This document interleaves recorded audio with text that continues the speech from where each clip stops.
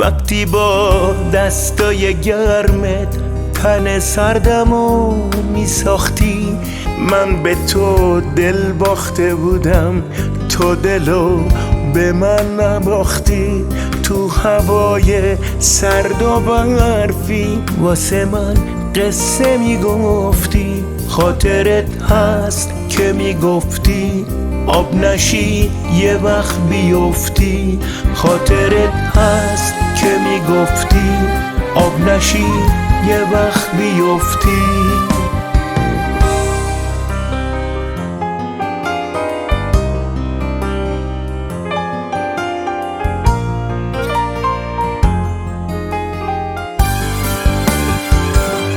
گاهی اونقدر میگفتی که من از حرم نفسات آب میشد همه وجودم، جاری میشدم زیر پات. دوباره منو میساختی با یه شور و حال تازه، مثل شاعری که تنهاست داره یه غزل میسازه.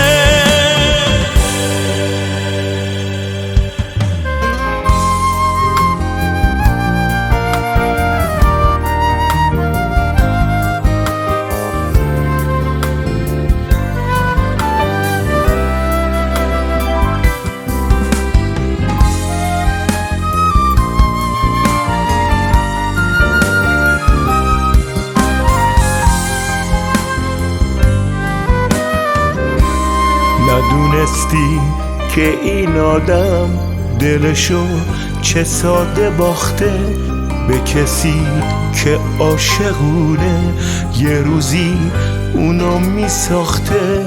آره فکر می کردی من هم آدمی بی حس و حالم، این چیزا رو نمی فهمم، خیلی سرد و بی خیالم.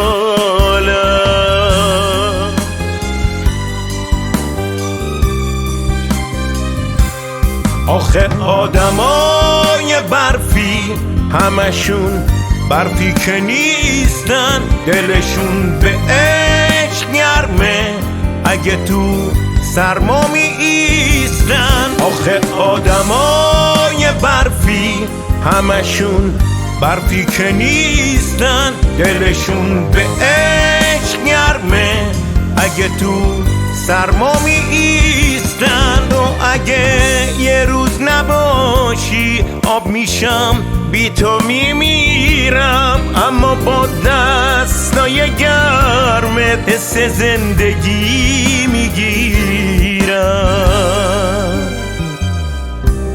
وقتی با دستای گرمت تن سردمو میساختی، من به تو دل باخته بودم، تو دلو به من نباختی. تو هوای سرد و برفی واسه من قصه میگفتی، خاطرت هست که میگفتی آب نشی یه وقت بیفتی. خاطرت هست که میگفتی آب نشی یه وقت بیفتی.